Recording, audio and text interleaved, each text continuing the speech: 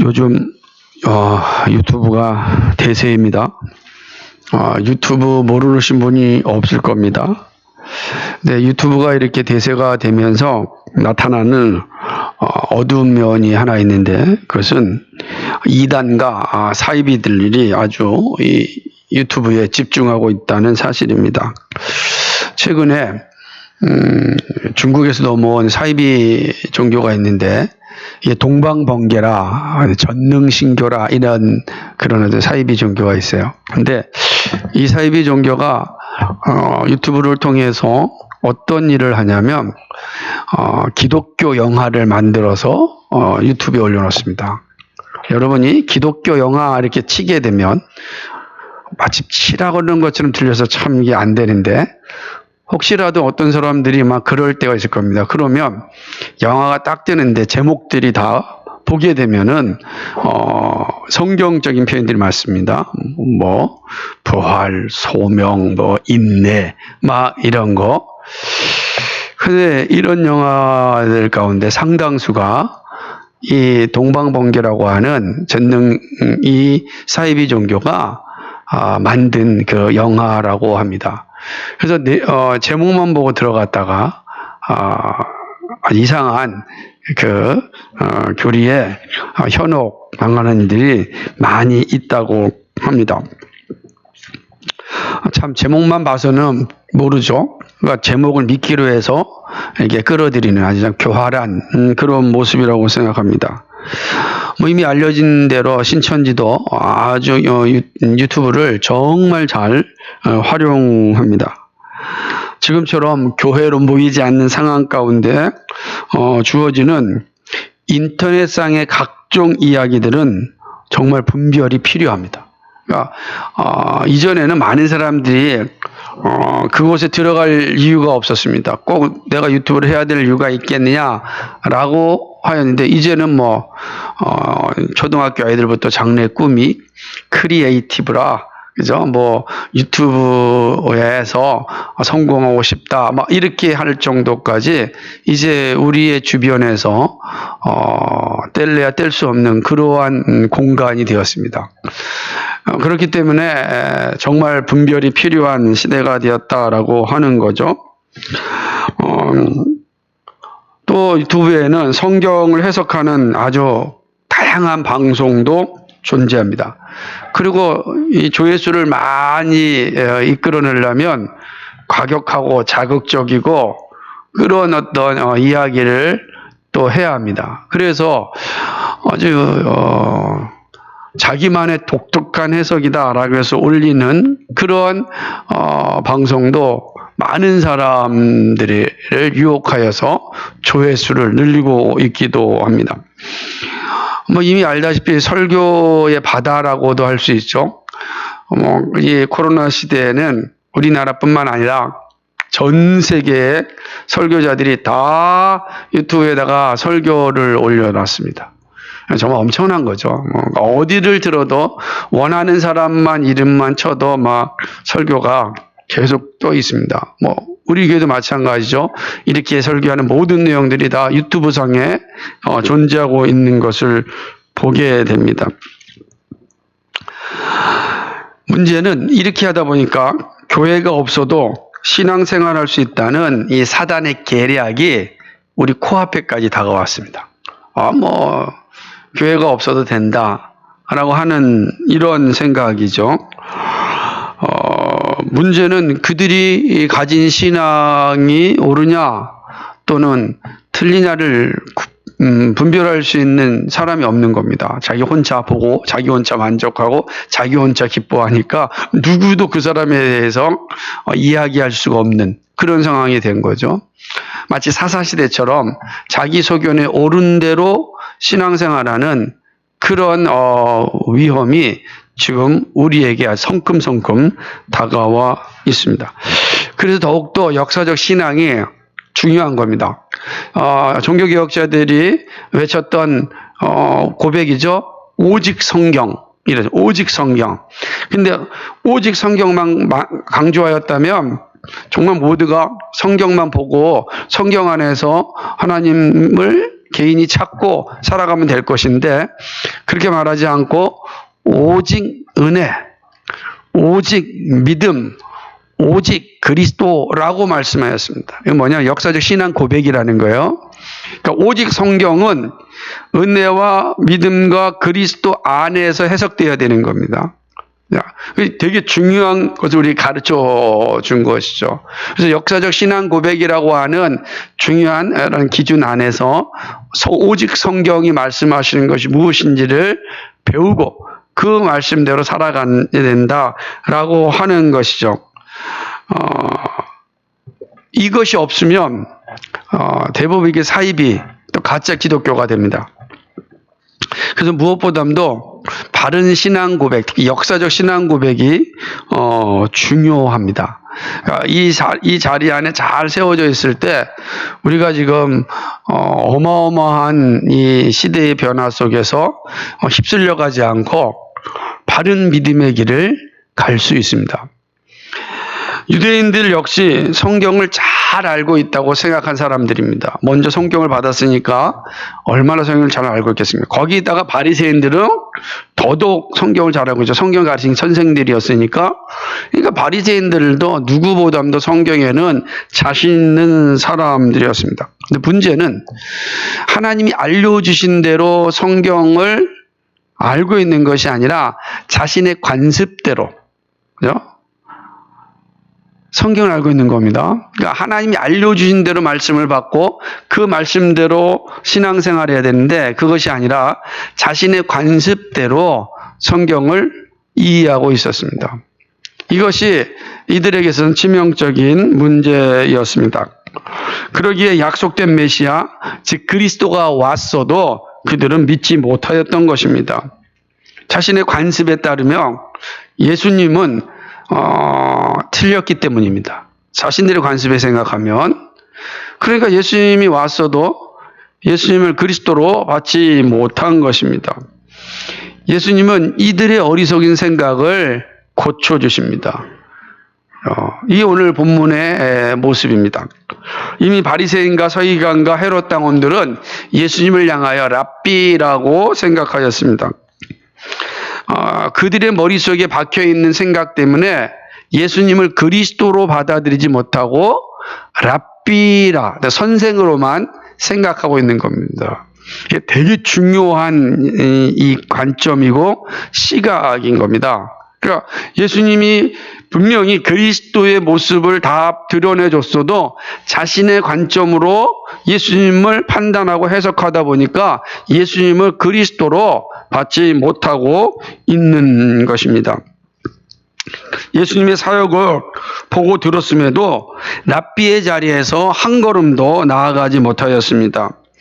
예수님은 이제 이런 헤롯 당원들이나 서기관과 바리새인들이 질문에 대하여서 답을 내준 상황에서 이제 바리새인들이 모여 있는 곳에서 예수님이 먼저 질문을 합니다. 이제 역전된 겁니다.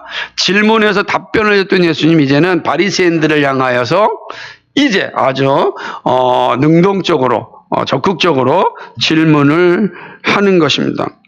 그 질문의 내용은 이것입니다. 너희는 그리스도에 대하여 어떻게 생각하느냐? 누구의 자손이냐? 라고 묻습니다. 자, 그리스도는 어떻게 생각하느냐? 그리고 그리스도는 누구의 자손이냐? 라고 질문을 하는 것입니다. 이 질문에는 아주 분명한 의미가 심겨져 있습니다. 왜 그러냐면 유대인들의 세계관을 정확하게 지적하는 말씀이기 때문입니다. 그러니까 유대인들이 가지고 있는 세계관이 어떠한지를 예수님이 정확하게 지적하여서 그 지점을 향하여 말씀하고 있습니다. 자, 그러자 유대인들이 뭐라고 대답합니까? 다윗의 자손이다라고 대답합니다. 메시아는요, 다윗의 자손으로 와서 다윗과 같은 나라를 회복할 것이라는 것이 유대인들이 가지고 있는 세계관이었습니다. 유대인들이 보고 있는 성경의 관점이었습니다. 그러므로 그리스도는 어떤 존재로 와야 되냐? 다윗의 자손으로 와야 합니다. 구약이 분명히 그렇게 말씀하고 있습니다. 틀린 게 아닙니다. 그들이 가지고 있었던 그 생각의 지점에는 이 말씀이 있어요. 대표적으로 사무엘하 7장 11절에서 16절 말씀, 다윗 언약이라고 하는 말씀 가운데 보게 되면 내가 내 몸에서 날 자식을 내 뒤에 세워 그 나라를 견고케 하리라 이렇게 말씀하고 있습니다. 다윗 언약 가운데 내 자손 가운데 내 나라를 견고케 할 것이다 이렇게 말씀합니다. 또 이사야 9장 6절과 7절 말씀을 보게 되면 그 가운데 다윗이 위에 앉아서 그 나라를 굳게 세울 것이다 이렇게 말씀하고 있는 겁니다. 그리고 예레미야 23장 5절을 보게 되면 다윗에게 한 의로운 가지를 일으킬 것이다 이렇게 말씀하고 있습니다. 그러니까 구약 성경에 보게 되면 분명히 오실 메시아는 누굽니까? 다윗의 가문에서 와야 합니다. 틀리지 않아요. 그러니까 다윗의 가문에서 다윗의 자손으로 오셔야 그것이 바로 구약 예언을 성취하는 것입니다. 자, 메시아에 대한 유대인의 생각은 여기에 다 집착하고 있었습니다. 여기에 갇혀 있었던 것입니다. 그러므로 오실 메시아는 다윗의 가문에서 인간의 모습으로 오셔야 합니다. 그렇죠. 다윗의 가문에서 오려면 그 인간으로 오는 거예요. 인간 예수로 와야 한다는 것이죠. 문제는 여기에 다른 길의 존재를 인정하지 않는 것입니다. 다윗의 나라를 만드는 메시아를 이들은 기대하고 있고 기다리고 있는 거죠. 정치적 메시아입니다. 다윗이 와서 정말로 그 영광의 나라를 회복할 것을 기다리고 있었습니다. 그러다 보니까 예수님이 오셔서 하신 모든 가르침에 대하여 이들은 적극적으로 받아들이지 못한 거야. 예수님의 가르침이 뛰어나고 그가 행한 이적이 놀랍다 할지라도 이게 사람이 할 수 있는 일이 아니다 라고 할지라도 그를 그리스도로 받지 않았던 겁니다. 왜 그러냐면 다윗의 자손으로 와야 하면서 다윗식의 나라를 회복해야 되기 때문입니다. 오실 그리스도는, 오실 메시아는 정치적 메시아인 겁니다. 그리스도가 메시아란 뜻이에요. 메시아가 그리스도란 뜻입니다. 이렇게 생각하고 있었던 것입니다. 그러니까 예수님을 받지 못한 거죠. 자, 그러자 예수님은 이들의 무지를 들춰냅니다. 성경을 잘 알고 있다는 이들의 무지를 들춰냈는데, 그러면 다윗이 성령에 감동하여 어찌 그리스도를 주라 칭하여 주께서 내 주께 이르시되 네 원수를 내 발에 둘 때까지 내 우편에 앉았으라 하셨도다 하였느냐라고 질문합니다. 여기서 핵심이 뭐죠? 다윗이 성령에 감동받았습니다. 이건 다윗 생각이 아닙니다. 성령이 주신 거, 성령 하나님이 주신 생각이에요. 그 생각으로 이야기합니다.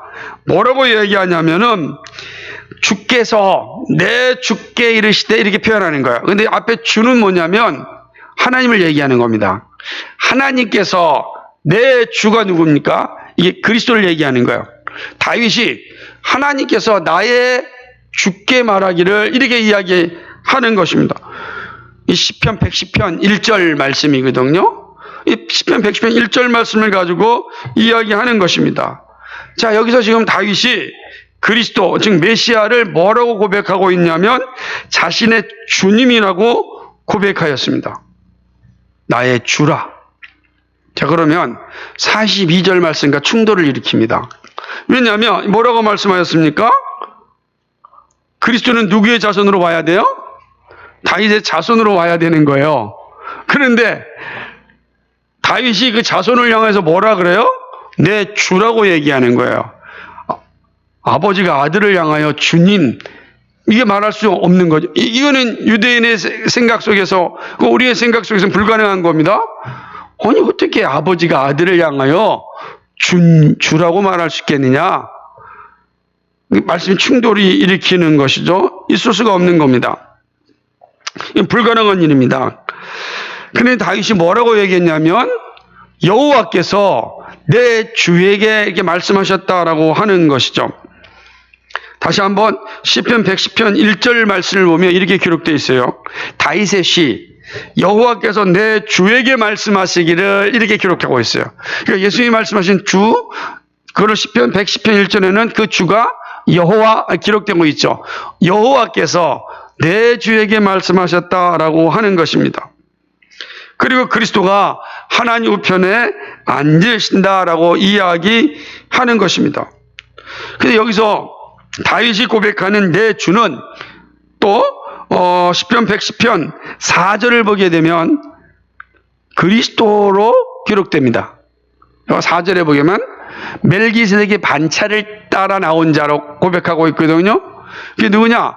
바로 그리스도예요. 히브리서에 의하면 그리스도를 표현하고 있는 것입니다. 예수님은 다윗이 고백한 그 내 주는 바로 그리스도다라고 이야기합니다. 그러면서 이제 45절에 그냥 한 방 꽉 먹이는 겁니다. 뭐라고 먹이죠? 45절 읽어볼까요? 시작. 다윗이 그리스도를 주라 칭하였은즉 어찌 그의 자손이 되겠느냐? 아니, 다윗이 그리스도를 주라고 칭하였는데 어떻게 주가 그의 자손이 되겠느냐? 이렇게 말씀하는 겁니다. 자, 여기 두 가지가 있는 거죠. 잘 기억하셔야 돼요. 자, 분명히 구약 성경에서는 오실 메시아는 다윗의 자손으로 와야 합니다. 그렇죠? 틀리지 않아요? 그러나 또 하나의 조건이 있습니다. 오실 주는 누구예요?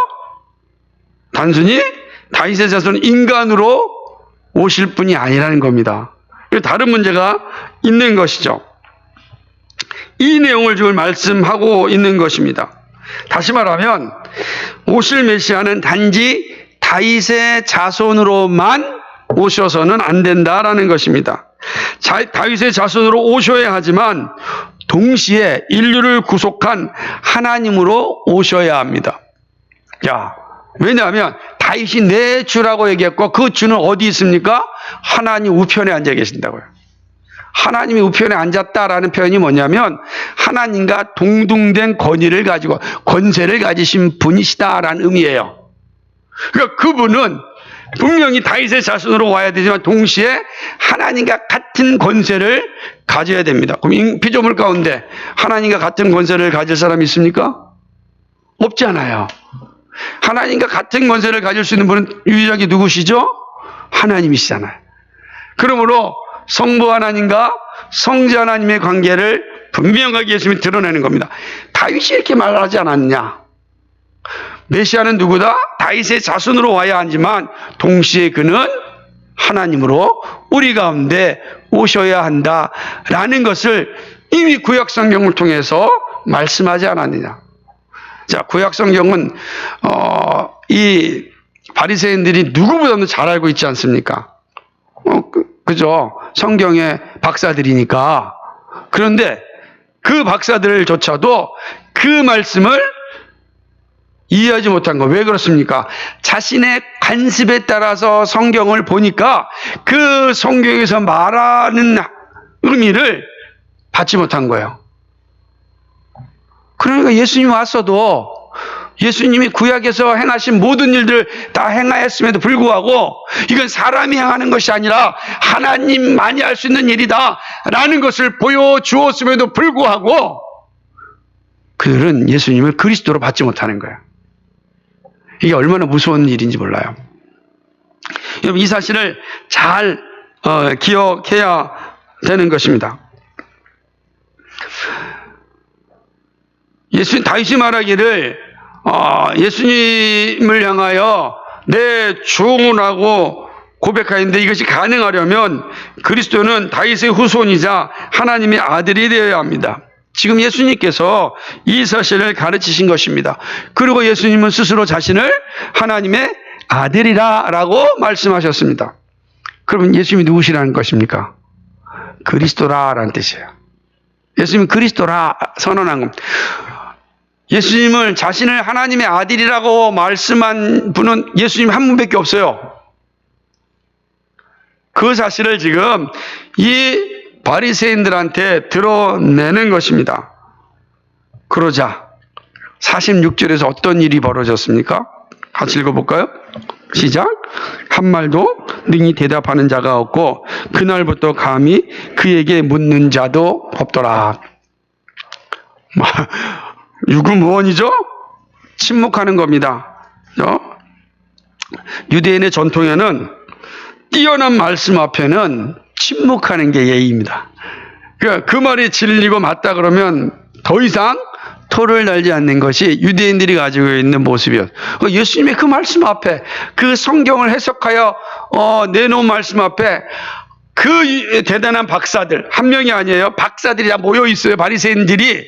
그들이 아무 말도 못합니다.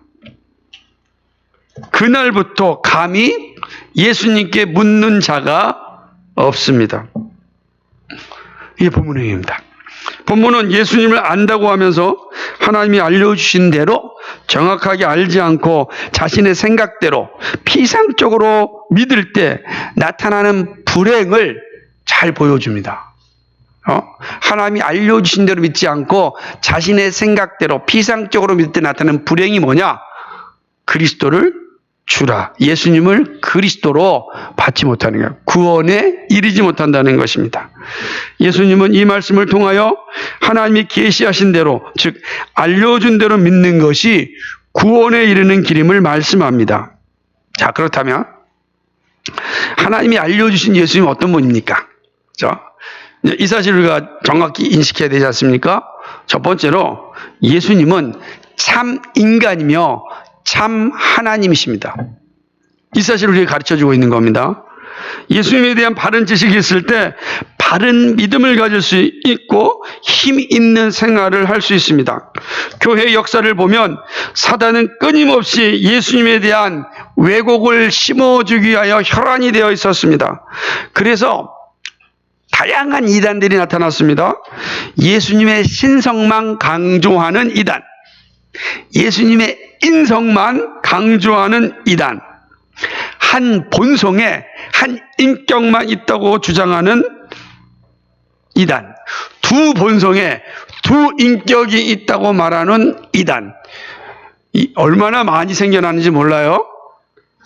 그래서 유대인들처럼 교회를 혼란케 하였습니다. 구원에 이르는 길을 막아버렸습니다.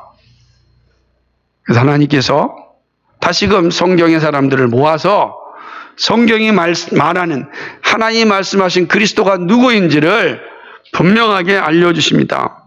그것이 바로 칼게돈 신앙고백서입니다. 칼게돈 신경에는 이 사실이 정확하게 기록되어 있는데, 한 동일한 그리스도, 아들, 주님 독생자가 두 본성에서 혼합 없이, 변화 없이, 분열 없이, 분리함 없이 계신다. 그렇죠? 한 동일한 그리스도께서 이렇게 존재한다는 겁니다. 두 본성입니다. 그리고 한 인격으로 계심으로 두 인격으로 나뉘거나 분열되지 않고 한 아들, 독생하신 하나님, 말씀, 주 예수 그리스도시다 라고 선언합니다.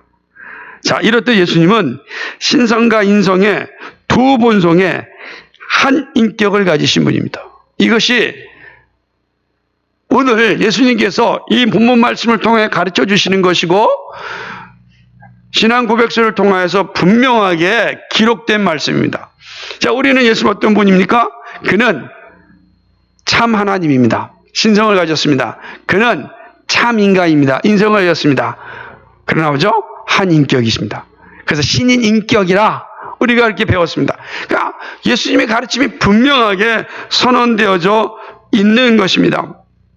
예수님께서 다시 그리스도를 주님이라 부르신 것은 오실 메시아는 단지 육신을 가진 존재만이 아니라 신성을 가진 존재임을 말씀하신 것입니다. 그러나 유대인들은 단지 오실 그리스도를 인간으로만 생각하였기 때문에 하나님 주신 놀라운 은혜를 누리지 못한 거야. 칼빈은 뭐라고 얘기했냐면, 유대인들은 이런 생각을 가지고 있었기 때문에 그리스도께서 주시는 놀라운 영적인 은혜, 영생에 대한 소망을 갖지 못하였다. 그죠? 인간 예수만 생각하고 있으니까 영생에 대해서, 영적인 큰 충만한 은혜에 대해서 그들은 누리지 못한 거야. 성경을 문자적으로 알고 있었음에도 불구하고 그들은 영생을 소망하며 살지 않았다라고 하는 것입니다. 그렇습니다. 예수님이 단지 인간이라면 우리의 구원은 소망이 없습니다. 로마서 1장 3절과 4절은 예수님이 누구인지를 분명하게 밝히고 있습니다. 이것은 우리의 믿음이 무엇이어야 하는지도 보여줍니다. 이 아들로 말하면 육신으로는 다윗의 혈통에서 나셨고 성결의 영으로는 죽음 가운데서 부활하여 능력으로 하나님의 아들로 인정되셨으니 곧 주 예수 그리스도시니라. 아멘. 육신으로는 다윗의 혈통으로 나셨습니다. 그리고 하나님의 아들입니다. 그러니까 우리는 예수님이 누구시나? 신성과 인성을 가지신 분이다 라고 하는 사실이죠. 이 고백이 중요합니다. 예수님은 참 하나님이십니다. 예수님은 참 인간이십니다. 이 사실을 믿는 자들에게 구원이 있습니다. 그리고 이 사실을 분명히 아는 자에게 삶의 능력이 있는 것입니다. 이 분명한 고백 위에 있기를 간절히 소망합니다. 이 첫 번째입니다. 두 번째로 자연스럽게 우리에게 가르치신 예수님이 누구인지를 말씀합니다. 예수님은 영원한 보호자이십니다. 다윗의 고백에서 보듯이 예수님은요, 하나님 우편에 앉아 계십니다. 아래가 아닙니다. 위도 아닙니다. 옆입니다. 왜 하나님 우편에 앉아 계셨을까요? 이 말씀은 예수님의 권위가 하나님의 권위와 같음을 의미합니다. 같은 권세를 가지고 있음을 표현하는 것이죠. 즉 예수님이 하나님이심을 의미하는 것입니다. 자, 우편에 앉아 계신 예수님이 하시는 일이 무엇일까요? 우편에 앉아서 뭐 하시죠?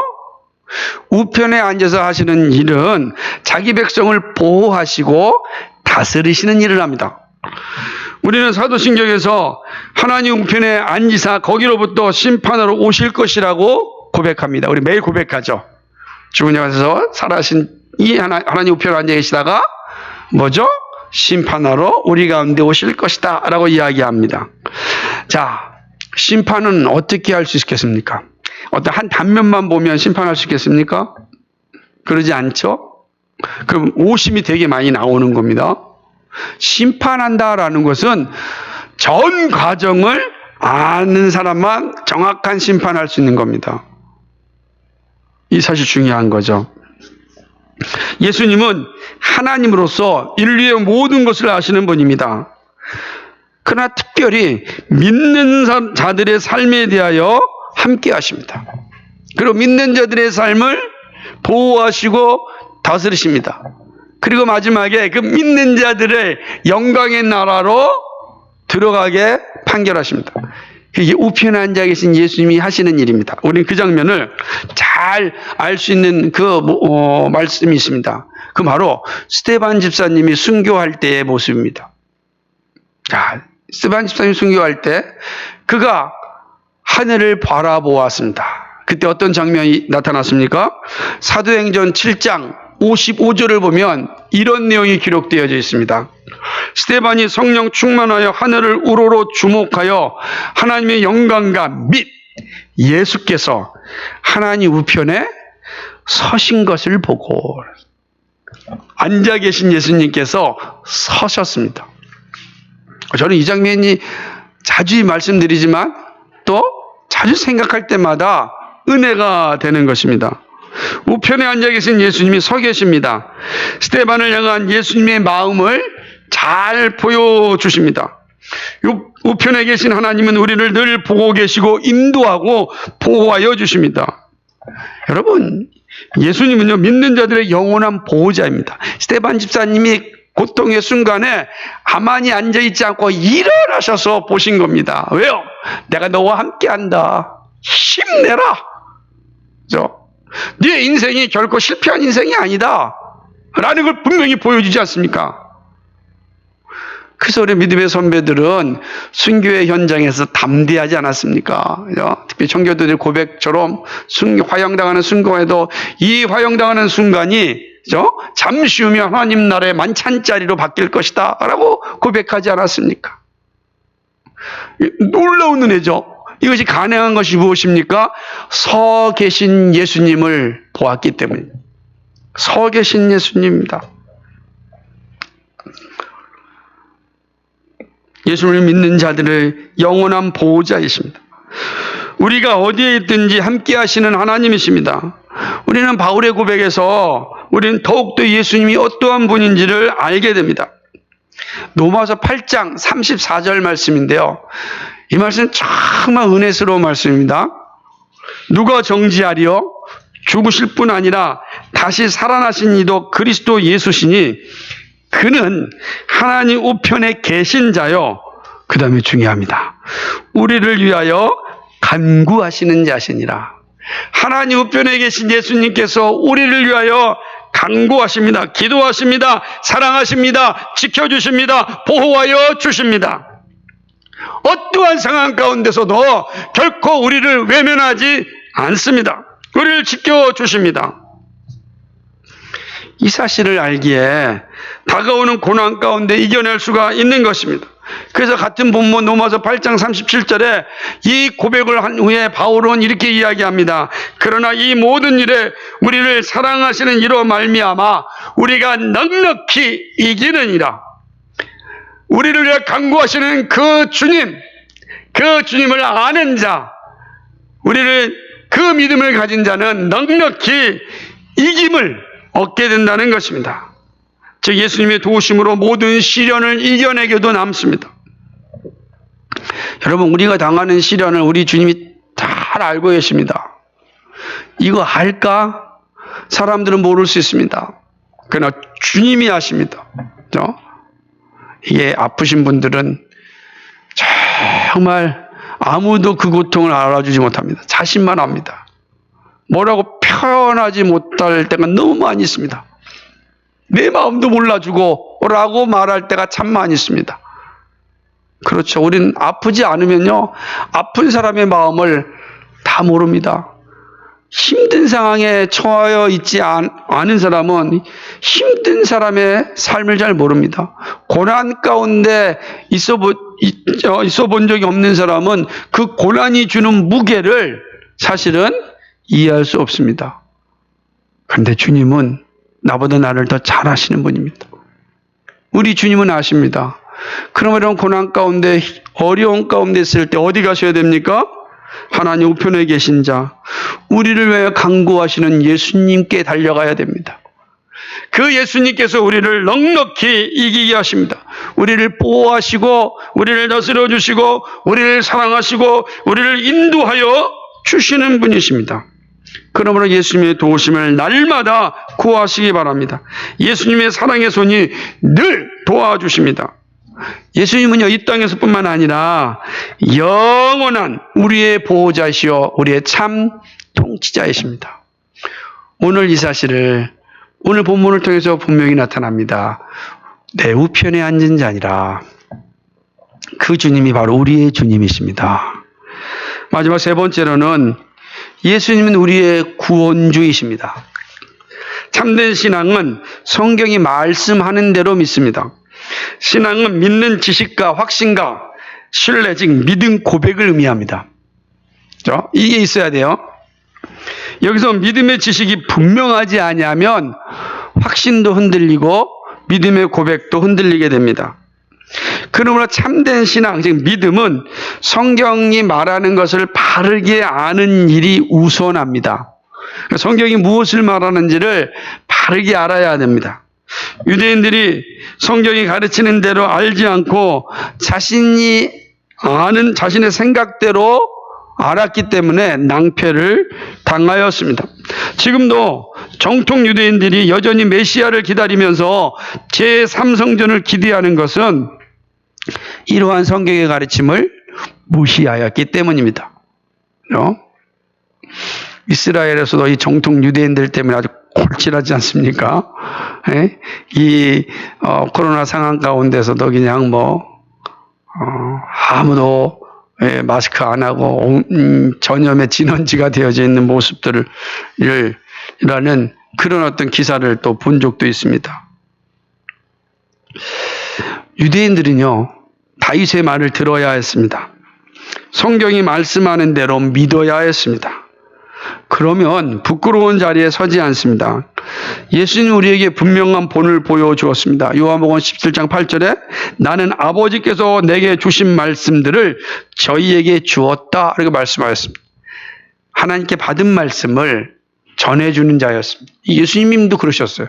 아버지께 받은 말씀대로 나는 행동한다 라고 말씀하는 것입니다. 그리고 성령이 오셔서 하는 일도 말씀을 깨닫게 하고 적용하시는 일입니다. 참된 신앙은 말씀을 바로 아는 일에 있습니다. 성경의 분명한 역할이 무엇입니까? 디모데후서 3장 15절과 17절 말씀은 성경에 대한 아주 매우 중요한 가르침을 가지고 있는 말씀입니다. 그 가운데 그리스도 예수 안에 있는 믿음으로 말미암아 구원에 이르는 지혜가 있다. 성경은 뭡니까? 구원에 이르는 지혜가 있다라고 말합니다. 성경은 우리를 구원에 이르게 하고 하나님의 사람으로 온전케 하고 선한 일을 행하게 합니다. 성경을 바르게 할 때, 하나님이 알려주신 대로 그 말씀을 할 때 우리는 구원받은 백성의 삶을 제대로 살 수 있습니다. 자, 그렇다면 성경이 말씀하시는 구원의 진리, 구원의 지혜는 무엇입니까? 예수 그리스도입니다. 그죠? 성경이 말하는 구원의 진리, 구원의 지혜가 무엇이냐면 예수 그리스도예요. 구원이 뭡니까? 예수 그리스도입니다. 예수님이 우리의 구원주입니다. 다윗이 그리스도를 주라고 고백하였습니다. 그 그리스도가 바로 예수님입니다.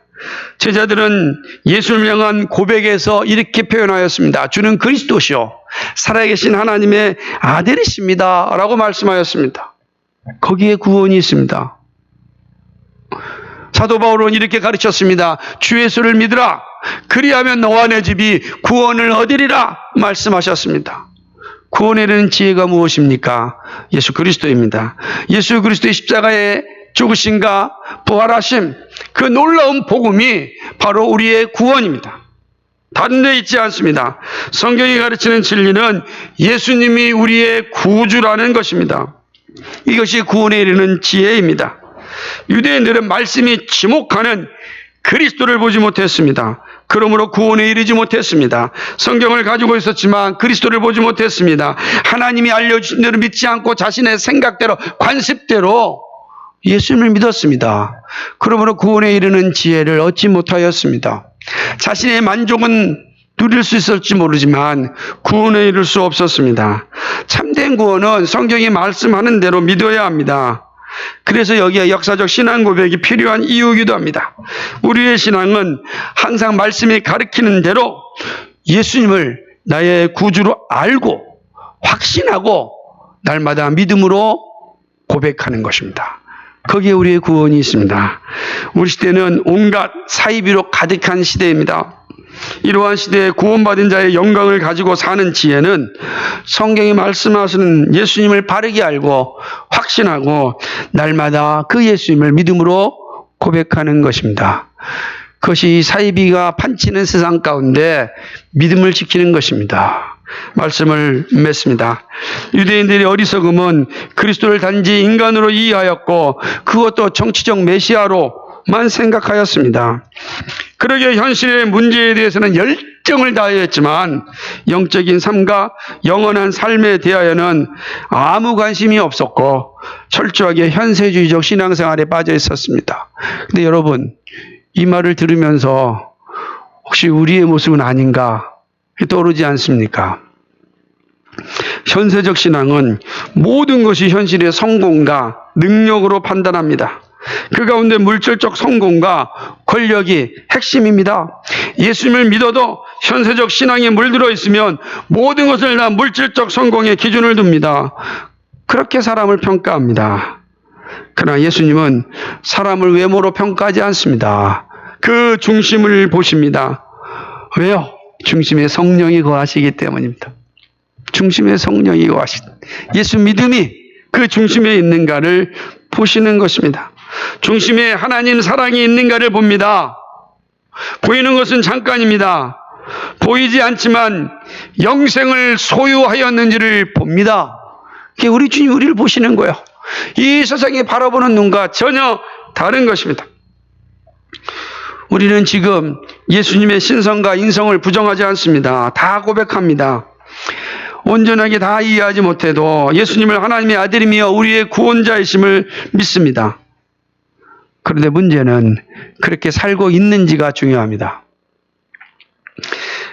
하나님 보좌 우편에 앉으신 예수님을 믿는다면 우리는 현세적 유혹과 싸워 이길 수 있습니다. 여러분, 여러분에게 주신 모든 것들이요, 다 하나님의 나라와 영광을 위하여 주신 겁니다. 믿으십니까? 내가 이 땅에서 누리는 모든 것들이요, 하나님의 그 영광을 위하여서 지금 주신 겁니다. 그게 하나님의 신성과 예수님의 신성과 인성을 믿는 자들의 고백이에요. 예수님 단지 인간이라고 한다면 나에게 주는 이 땅의 모든 것들이 다 이 땅에서만 필요한 거죠. 그러니 나에게 무슨 영생이 필요하겠습니까? 영생보다 더 중요한 거 그냥 이 땅에 예수와 함께 살다가 끝나는 거 아니겠어요? 다 사라지고 마는 거라고 생각할 수 있습니다. 그러나 예수님은 하나님이십니다. 우리에게 영원한 하나님 나라를 약속하셨습니다. 우리에게 중요한 것은 영생이 있다는 사실입니다. 그러기에 이 땅의 삶이 중요한 겁니다. 이 땅의 삶이 중요한 것은 우리에게 영생이 있기 때문입니다. 영생이 있는 자는 이 땅의 삶이 소중한 겁니다. 그러면서도 겸손합니다. 교만하지 않고 현세적 신앙에 머물지 않습니다. 하나님 보좌 우편에 앉으신 예수님을 믿는다면 우리는 현세적 유혹과 싸워 이길 수 있습니다. 예수님은요, 우리를 향해 이렇게 말씀하셨습니다. 너희 보물을 하늘에 쌓아두라 그랬습니다. 마태복음 6장 19절 20절에 보니까 오직 너희를 위하여 보물을 하늘에 쌓아두라 그랬어요. 하늘에 쌓아두라. 하늘에 보물을 쌓아두려면 예수님의 하나님 되심에 대한 흔들리지 않는 믿음이 있어야 됩니다. 그렇지 않겠어요? 예수님이 하나님 되심, 예수님의 신성에 대해서 분명한 고백이 있어야 보물을 하늘에 쌓아놓지 않겠어요? 예수님이 하나님이 아니라는데 뭐하러 보물을 하늘에 쌓아놓습니까? 이 땅에 쌓아놓지. 그 집집마다 아무도 뚫을 수 없는 튼튼한 금고 하나씩 만들고 살아야 되지 않겠습니까? 어떤 사람은 금고도 못 믿으니까 땅을 파가지고서 그 땅 속에 항아리를 묻고 거기다가 현금을 다 집어넣고 다 묻어놨답니다. 그러다가 이 국세청이 발각되기도 하고 그러다가 죽으면 그 무슨 의미가 있겠어요? 참 무지하고 한심한 사람이죠. 근데 그럴 수밖에 없는 게 그 현세적 신앙 때문입니다. 보이는 것이 전부라고 생각하는 사실 때문에 그렇습니다. 사랑하는 여러분, 영원한 생명과 하나님 나라에 대해 흔들리지 않는 고백이 있어야 됩니다. 예수님이 하나님 보좌 우편에 앉아 계시다는 것은 우리를 변함없이 사랑하고 보호하고 있다는 사실을 의미합니다. 여러분, 오늘도 예수님의 사랑과 예수님의 보호하심이 우리 가운데 있어요. 그 예수님이 우리를 지키시고 인도하시고 보호하시고 이끌어 주십니다. 그러면 어떤 순간에도 말씀의 자리를 떠나면 안 됩니다. 항상 말씀을 알고 확신하고 날마다 믿음의 고백이 있어야 합니다. 나의 경험이 아닙니다. 나의 지식이 아니라 항상 복음을 들어야 합니다. 복음을 듣고 복음을 따라 살아가야 합니다. 여러분, 지금까지 걸어왔던 믿음의 길이 헛되지 않습니다. 그 열매가 어떻게 나타나든지 간에 그건 크게 중요한 것이 아닙니다. 왜냐하면 주님께서 우리를 보호하시고 지켜주시고 인도하시기 때문입니다. 천지를 창조하신 주님이 나와 함께 하십니다.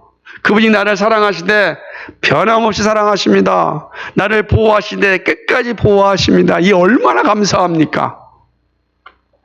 흔들리지 마십시오. 여러분, 지금까지 잘 오셨습니다.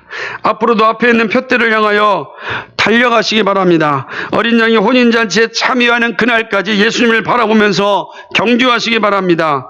보좌에 계신 우리 주님께서 우리를 응원하십니다. 우리 벌떡 일어서서 우리가 가고 있는 이 길에 힘을 주고 간구하고 계십니다. 저는 그 생각하면은 다시 한번 일어날 수 있는 힘이 생기는 겁니다. 우리를 격려하고 있습니다. 다른 데 눈을 돌리지 마시고 예수님께 고정하십시오.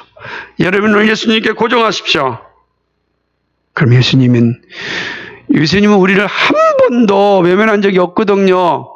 우리가 항상 고정하지 못했고 왔다 갔다 했지, 예수님은 항상 우리를 변함없이 한결같이 그 자리에서 사랑하여 주셨습니다. 그 주님을 붙잡고 믿음의 길을 끝까지 감당할 수 있기를 주님의 이름으로 간절히 축복합니다. 아멘. 여러분은 예수님을 누구로 믿으십니까? 기도합니다. 거룩하시고 자비하신 아버지 하나님, 참으로 고맙고 감사합니다. 오늘 거룩한 주일 저희를 이 자리에 모이게 해주셔서 감사합니다. 이게 눈과 눈을 마주치며 예배할 수 있는 은혜를 베풀어 주셔서 감사합니다. 인격과 인격이 교제할 수 있는 은혜를 주셔서 감사합니다. 하나님 아버지, 참으로 코로나19가 온전히 사라지고 우리가 온 성도들이 함께 눈과 눈을 마주치고 인격과 인격이 공유하는 그러한 예배가 될 수 있도록 주여 은혜 베풀어 주옵소서. 아버지, 오늘 우리에게 주신 말씀을 꼭 부여잡고 참 하나님이며 참 예수님이신 참 인간이신 그 예수 그리스도를 믿음으로 늘 고백하며 언제나 영원토록 변함없이 하나님 보좌 우편에서 우리를 지켜주시고 인도하시고 보호하시는 그 예수님 다스림을 부여잡고 우리의 보호자 된 예수님과 함께 동행하고 그리하여 하나님께 영광 돌리기를 간절히 소망하는 하나님의 사람들 되게 하여 주옵소서. 하나님 어떠한 순간에 흔들리지 않게 해주시옵시고 믿음으로 경주할 데 부족함이 없도록 도와주옵소서. 하나님, 힘들고 어려운 이 시기입니다. 잘 이기게 하여 주옵소서. 우리 주님이 도우시고 우리 주님이 눈동자와 같이 우리를 살펴보고 있습니다. 우리 주님과 함께 이 힘든 시간들을 이길 수 있도록 도와주옵소서. 그리하여 마침내 어린 양의 혼인잔치에 우리 모두 참여할 수 있도록 역사하여 주옵소서.